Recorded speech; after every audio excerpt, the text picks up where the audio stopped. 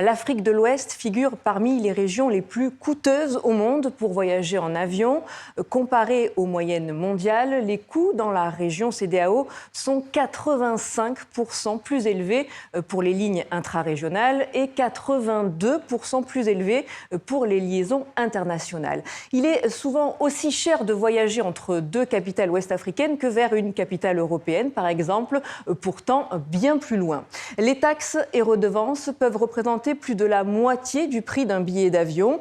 La CEDEAO a donc décidé d'en supprimer certaines, la taxe de solidarité, celle pour le tourisme, et de réduire de 25% les redevances passagers et de sécurité.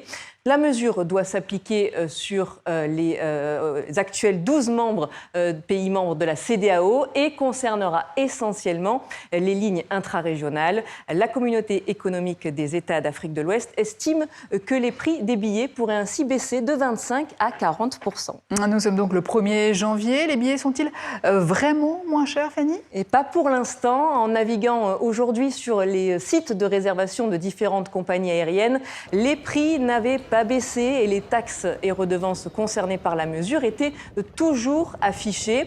La CEDEAO a pourtant précisé qu'elle mettrait en place un mécanisme régional de surveillance. Ce dispositif aura la lourde tâche de vérifier pays par pays que les baisses de tarifs sont répercutées sur les usagers et non pas absorbées par les compagnies ou les aéroports pour augmenter leurs marges.